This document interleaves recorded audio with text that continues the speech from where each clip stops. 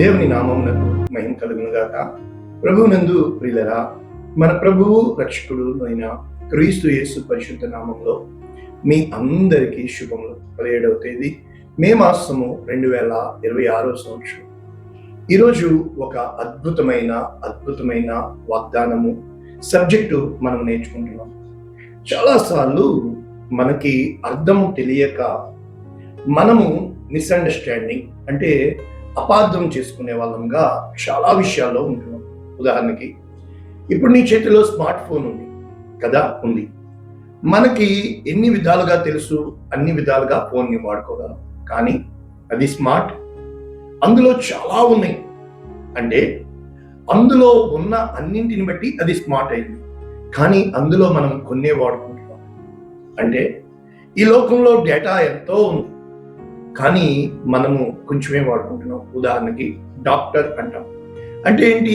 The study of medicine, అంటే ఆ యొక్క వైద్యము లేకపోతే ఈ రోగము. కనుక వీళ్ళు స్టడీ చేయడానికి దేని మీద చేస్తారు? ప్రాక్టికల్గా డెడ్ బాడీ మీద.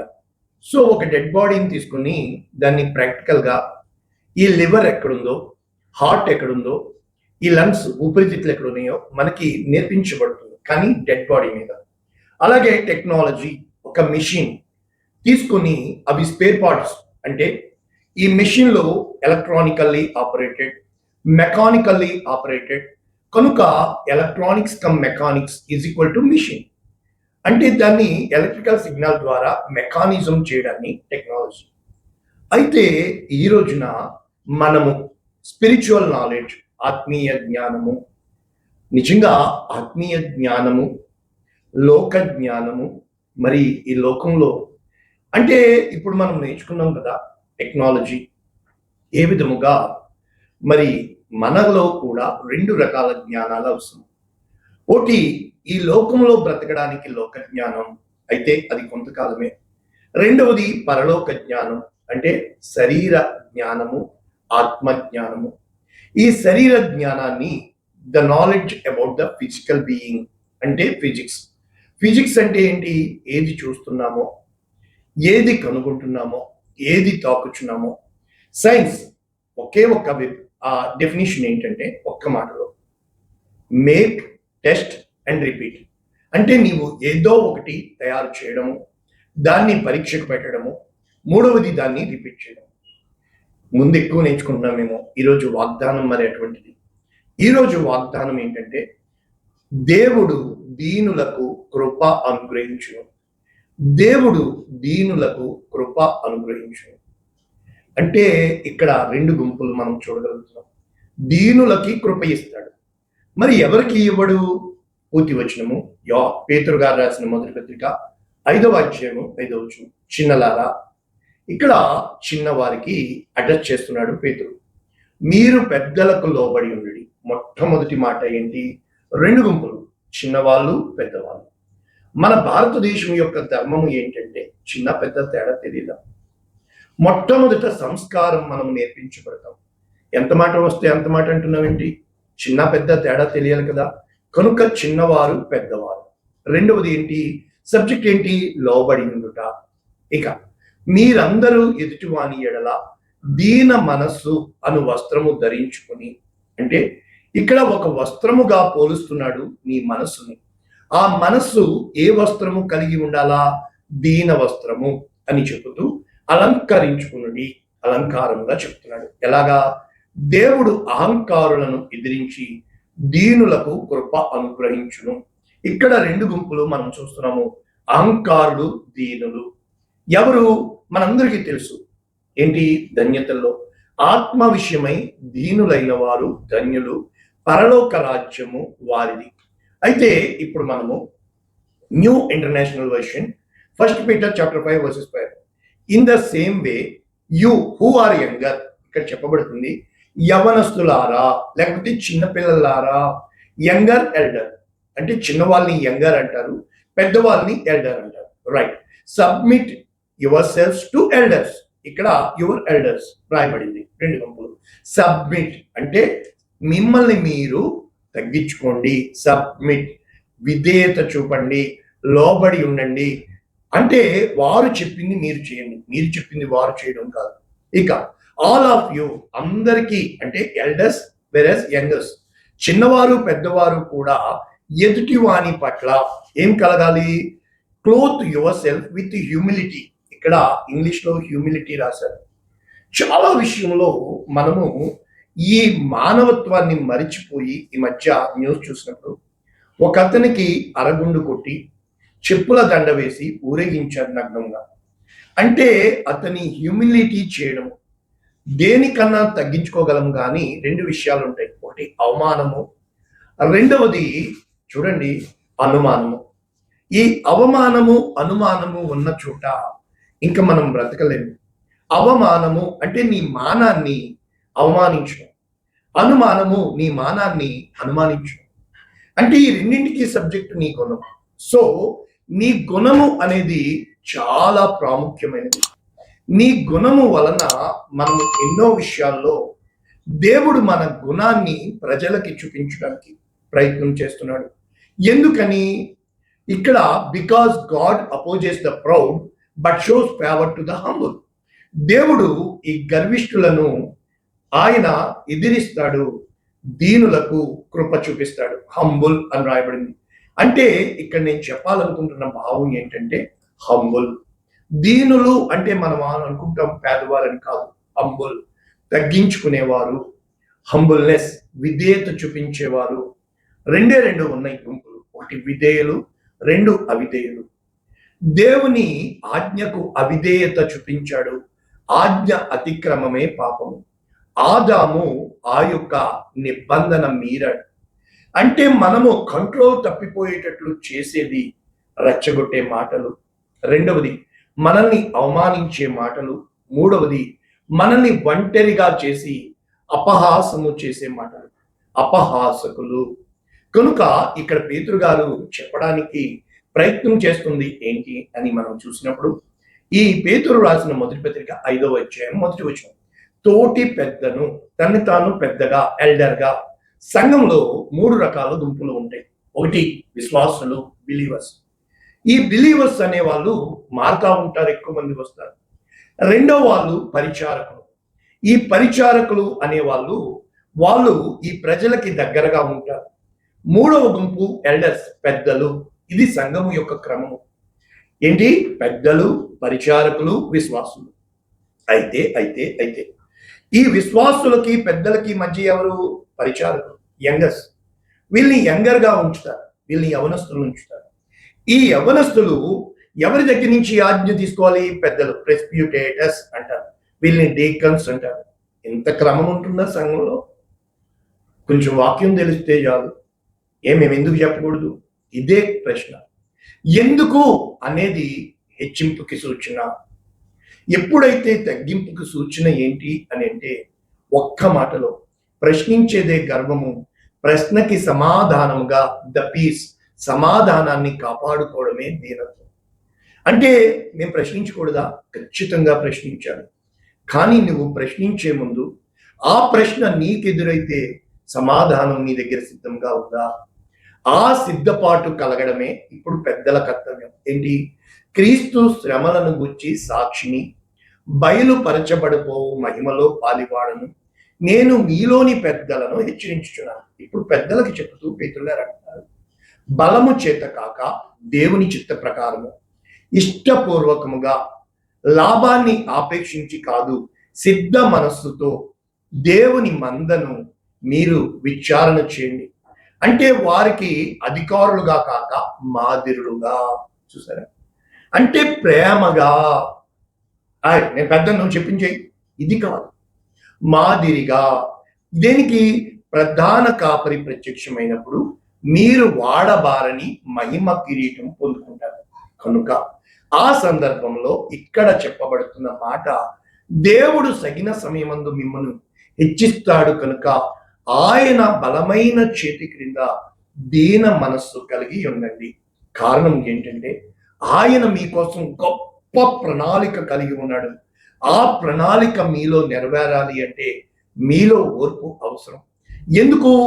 మీ విరోధి అయిన అపవాది గర్జించు సింహము వలె ఎవరిని మృంగేద్దామా అని వాడు చూస్తున్నాడు. మీకోసం కాదు, మీ ఆత్మని నాశనమునకు ముందు గర్వము నడుచును. చూసారా, నాశనమునకు ముందు గర్వము నడుచును.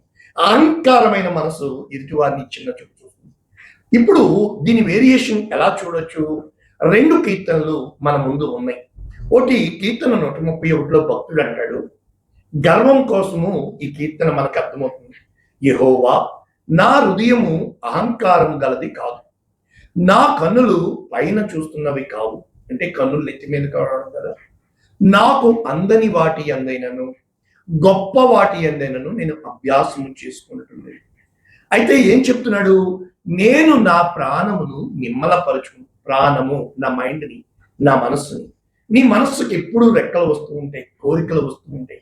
కోరికలు తీరకపోతే, ఎదుటివాడు మన మాట వినకపోతే, హై తేరికి నా మాట వినవా, what is this nonsense? You are అంటే నీవు ఫ్రస్ట్రేషన్ అయిపోయి కోపానికి తావిస్తున్నావు.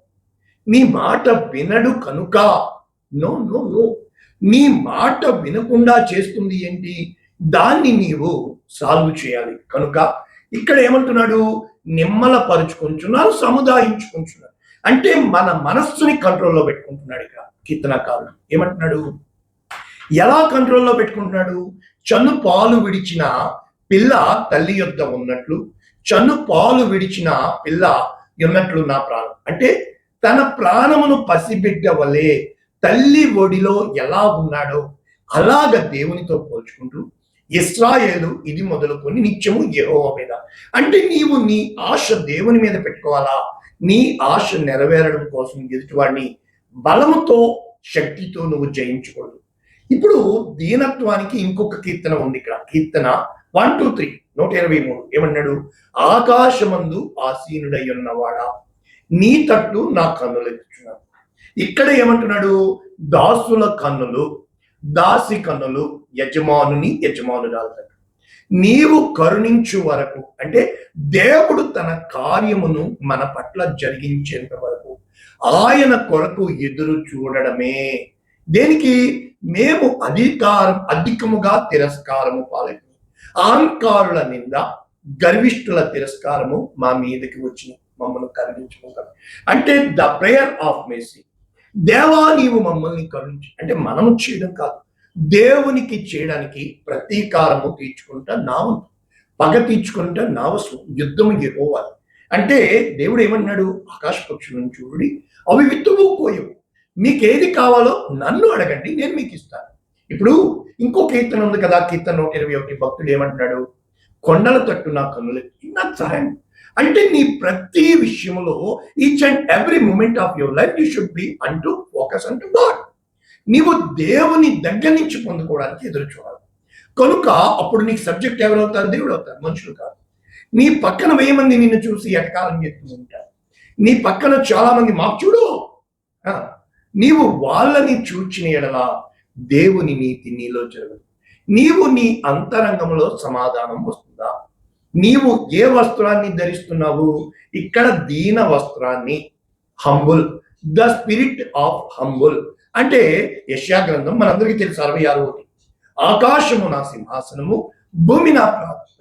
అయితే దేవుడు ఎవరిని దృష్టిస్తానంటున్నాడు? ఎవరి పట్ల శ్రద్ధ కలిగి, ఎవడు దీనుడై విరిగి నలిగిన హృదయం గలవాడై నా మాట విని వణుకుచు. అంటే దీనత్వము దేవుని దృష్టి యందు, నీవు మనుష్యుల దృష్టి యందు కాదు, దేవుని దృష్టి యందు. ఇవే వాక్యాలు మనం చూసినప్పుడు యాకోబు గారు ఏమంటున్నారు? 5వ అధ్యాయం 6వ వచనం, మీరు నీతిమంతుడైన వారిని శిక్ష విధించి చంపేస్తారు, కానీ అతను మిమ్మల్ని ఎదిరించడు. కారణం ఏంటి? ఇక్కడ స్పష్టంగా యాకోబు గారు చెప్పాలనుకున్నది 4వ అధ్యాయము 6వ వచనం, ఆయన అహంకారులకు కాదు కానీ దీనులకు కృప అనుగ్రహించును, అహంకారులను ఎదిరించును అను లేఖనం. ఎక్కడ? ఆ లేఖనంలోకి వెళ్ళే ముందు, కాబట్టి దేవునికి లోబడి ఉండు, అపవాదిని ఎదిరించు. అంటే ఈ లేఖనం ఎక్కడుంది? సామెతలు 3వ అధ్యాయం 34వ వచనం, అపహాసకులను ఆయన అపహసించు, దీనుని ఎడల ఆయన దయచు. అంటే ఎదుటి వారిని ఎవరైతే చిన్న చూపు చూస్తారో, ఎదుటి వారిని ఎవరైతే తక్కువ చూపు చూస్తారో, ఎదుటి వారిని, అందుకనే కీర్తనకారుడు అంటాడు, దేవా నీవే నా బలము, నేను నిన్ను ప్రేమించున్నాను. కీర్తన 18లో దయగల వారి ఎదుట నీవు దయ చూపిస్తావు, యథార్థవంతుల ఎదుట యథార్థవంతుడుగా ఉంటావు. సద్భావము అంటే సమాధానము కలవారికి నీవు సమాధానం ఇస్తావు. ఇప్పుడు సమాధానపరచువారు ధన్యులు, వారు దేవుని కుమారుడు. నా దగ్గర చాలా మంది వస్తారు, ఊగిపోతూ వస్తారు, మొట్టమొదట ప్రశ్నిస్తారు, నువ్వు చెప్పేదంతా కరెక్ట్, కానీ నువ్వు ఈ స్థితికి రావడానికి కారణం ఏంటి? షాక్ అయిపోతారు వారు, ఇంకా అడగరు. ఎందుకని? What is the reason behind the situation? ఈ పరిస్థితులకు కారణం ఏంటి? ఈ రోజు నీకులో ఉన్న టెంపరామెంట్స్ అంటే భావోద్వేగాలు, ఈ ఉద్రేకం, ఈ కోపం, ఈ ఉగ్రత, ఈ యొక్క మరి ఆ రోజు what is the root cause? ఆ మూలం ఏంటి? వీళ్ళు ఇంకా నో ఆన్సర్ కదా. రెండు గుంపులు ఉంటాయి, ఒకటి తిట్టేసి కొట్టేసి శపించే గుంపు, రెండవది మౌనంగా ఉండి వెనక్కి వెళ్ళిపోయే గుంపు. ఈ రెండు గుంపుల్లో ఎక్కువ తిట్టేసి కొట్టేసి శపించే గుంపే చూశాను, తగ్గించుకున్న గుంపులు నేను చూడాల. కారణము నాశనానికి ముందు కాలు దూకుతారు, కాళ్ళు ఎగరేస్తారు, ఎంత లేదంతా అంటారు. చాలా మందిని చూశాను. ఏ రోజునైతే ఇక్కడ చెప్తున్నాడు వాళ్ళని మూర్ఖులు అని, కాబట్టి గర్విష్ఠులను ఆయన అణచివేస్తాడు. ఎలాగా? ఇప్పుడు మనము ఆలోచిస్తే వస్త్రాలు, ఈ వస్త్రాలు ఎన్ని రకాలు? ప్రభువైన యేసుక్రీస్తుని ధరించుకునిన వారే అంటాడు రోమీయులకు రాసిన పత్రిక 13:14. అర్థం ఏంటంటే మనము యేసుక్రీస్తు మనస్సును కలిగి ఉండి, అంటే ఈ తప్పిపోయిన కుమారుడు వచ్చినప్పుడు ఎప్పుడైతే తండ్రితో చెబుతాడో, తండ్రి నేను పరలోకమునకు విరోధముగా నీ ఎదుట పాపం చేశాను, ఇక నేను కుమారుడను కాదు అంటే ఇది తగ్గింపు. తన తప్పు తెలుసుకోవడమే పశ్చాత్తాపం, మారు మనసు. ఎవరున్నారు ఈరోజు? ఎవరు ఒప్పుకుంటారు చెప్పండి తప్పు చేశారా? యథార్థవంతుడు అంటే తప్పు చేయని వాడు కాదు, చేసిన తప్పును గ్రహించి సరిదిద్దుకొని సో ఐఎమ్ సారీ అనగలిగే వాళ్ళు నేను చూడలా. నేను కొంతమంది కోసం వెతికాను, వచ్చారు, కలిసిపోయాను, కానీ అనియా ఆ రోజు నేను ఇలా చేసి ఉండకూడదు అన్నా. నేను ఆ యథార్థత కోసం ఎదురు చూశాను, నాకు దొరకదు ఈ లోకంలో. కానీ ఎప్పుడైతే నువ్వు యథార్థంగా ఒప్పుకుంటావో, ఆ పేరు దేవుడు, టైటిల్ దేవుడు ఒక యోగుకి ఇచ్చాడు. నా యోగు యథార్థవంతుడై ఉండి, ఇంటిగ్రిటీ. అర్థం ఏంటంటే దేవుని ముందు తను ఒప్పుకున్నాడు, నా బుద్ధికి మించి మాట్లాడాడు. ఆ ఇంటిగ్రిటీ ఎంత కష్టం కదా.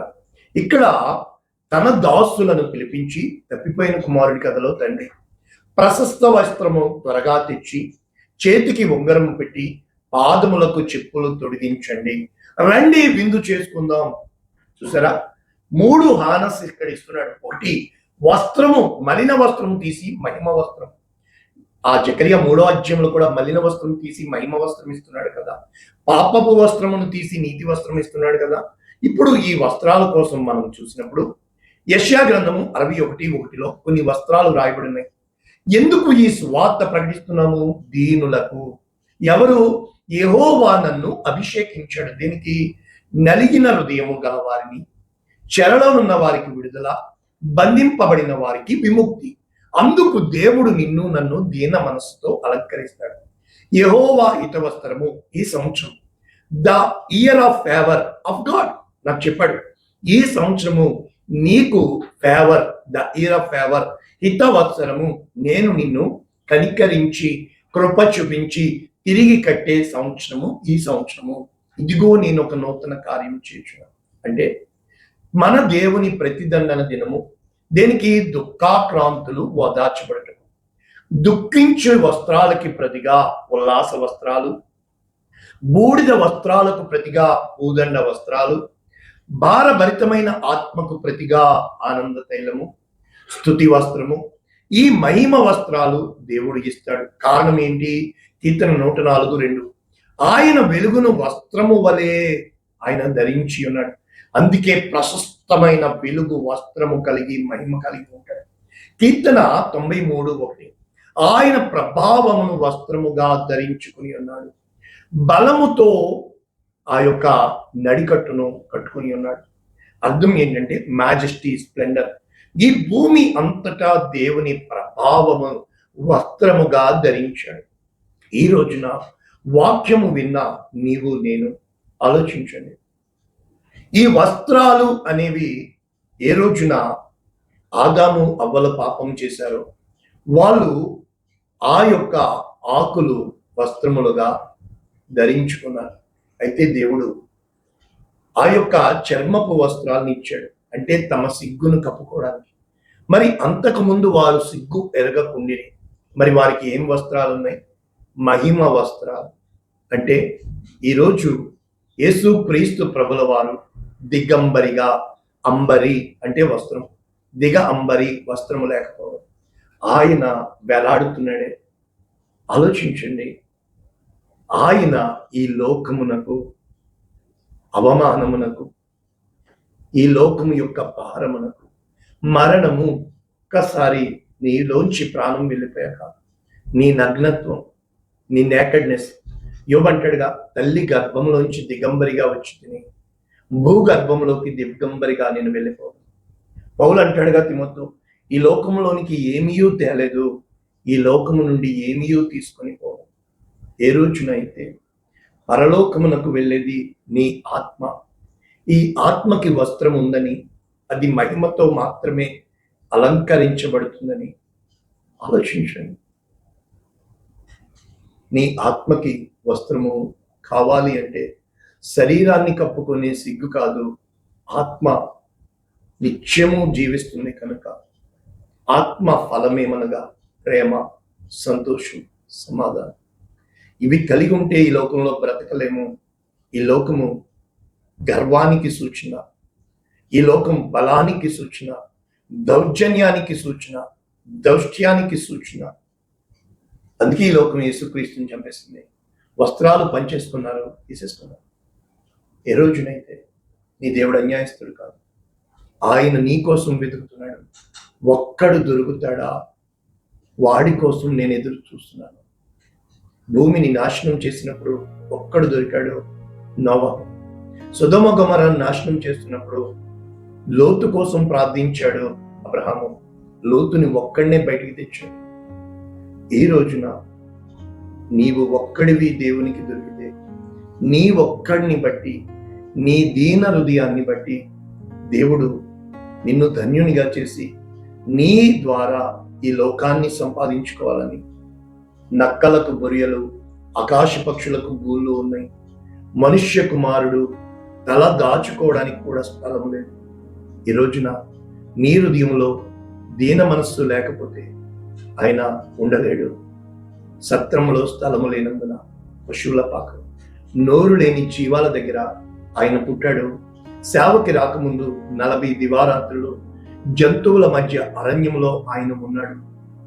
ఈ రోజున వాక్యం విన్న నీవు నేను దేవుని ఎడల, మన ఎదుట ఉన్న మనుషుల ఎడల ఒక్క క్షణము ఆ కోపాన్ని తగ్గించుకుని ప్రేమతో మాట్లాడగలిగితే, ఈ లోకము రెచ్చగొట్టేది, ఈ లోకం గొప్పలకి స్థానం ఇచ్చేది, ఈ లోకం ఏ రోజున కూడా దేవుని ముందు ఉండదు. నువ్వు నిలబడగలవా? ఆ దేవుని కోపాన్ని తగ్గించిన వాడు మోషే. ఆ దేవుని ఉగ్రతని భూమికి ఆకాశానికి మధ్యన వేలాడిన వాడు యేసుక్రీస్తు. ఆయన దీనుడై, మన నిమిత్తము దరిద్రుడై, మన నిమిత్తము వ్యసనాక్రాంతుడై. ఇది వాక్యము. యెషయా 53.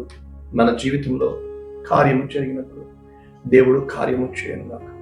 పరిశుద్ధుడా, ప్రేమ కలిగిన మా జీవితంలో నీవు కార్యములు చేసిన వాడవై, మా కృపని ఇచ్చిన వాడవై, నీ దయ కలిగిన వారమై, నీ దయలో, నీ కృపలో ఎదుగువారంగా లక్షల మందికి రక్షణకు కారణంగా చేయమని యేసు నామమున దీవించి ఈ వాక్యమైన ఒక్కొక్కరిని ఆశీర్వదిస్తున్నాము. ఆమేన్. God bless you all. దేవుని దీవించుగాక.